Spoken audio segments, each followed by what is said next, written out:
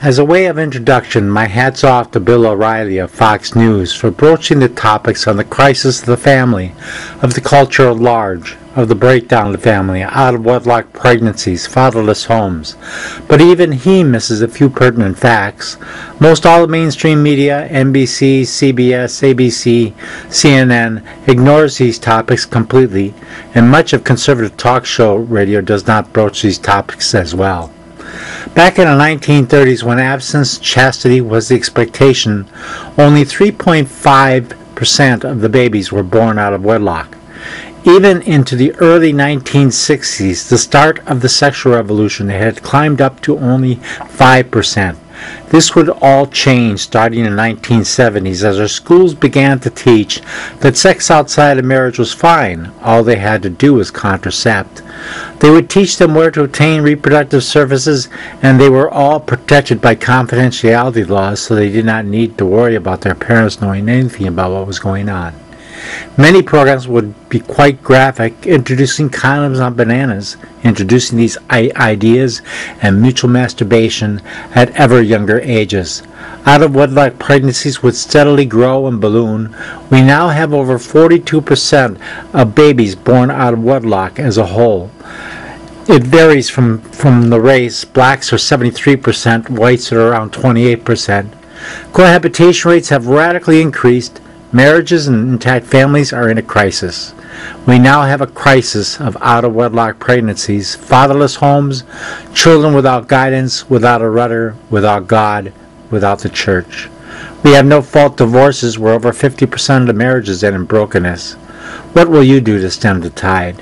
How do we motivate pastors and priests and ministers to teach and preach on these social culture issues from the pulpit? Issues that are literally destroying the family and country. How do we have our religious leaders, teachers, incorporate these topics into catechetical programs?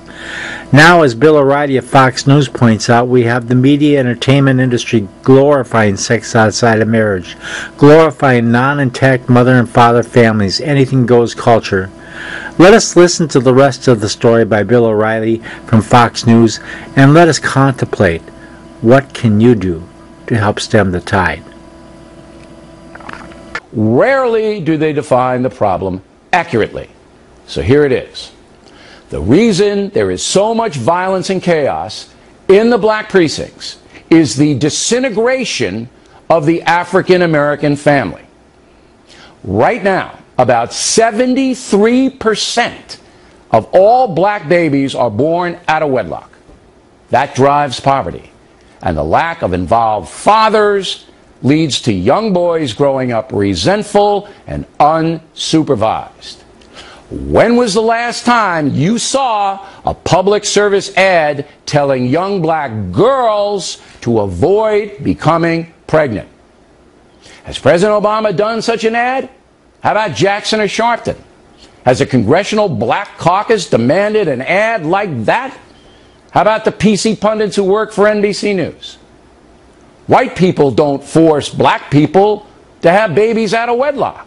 That's a personal decision. A decision that has devastated millions of children and led to disaster both socially and economically. So, raised without much structure, young black men often reject education and gravitate towards the street culture, drugs, hustling, gangs.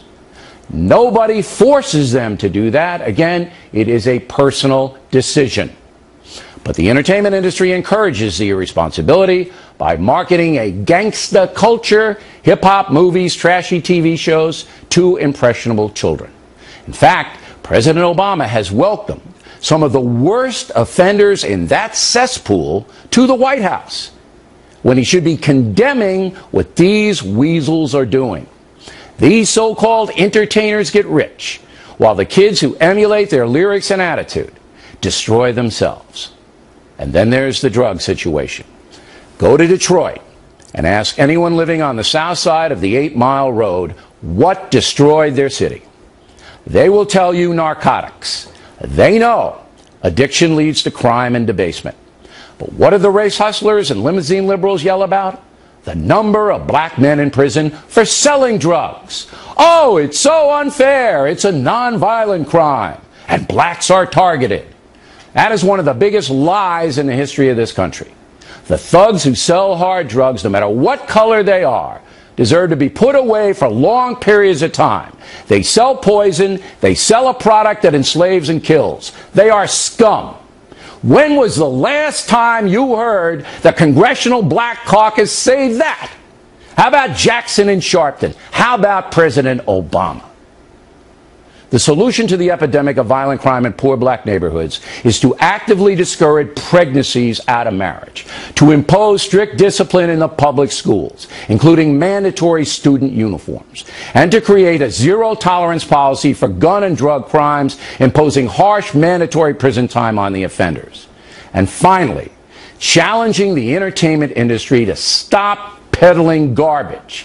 Hey, listen up, you greed heads. If a kid can't speak proper English, uses the F word in every sentence, is disgraceful, is disrespectful in his or her manner, that child will never be able to compete in the marketplace of America. Never. And it has nothing to do with slavery.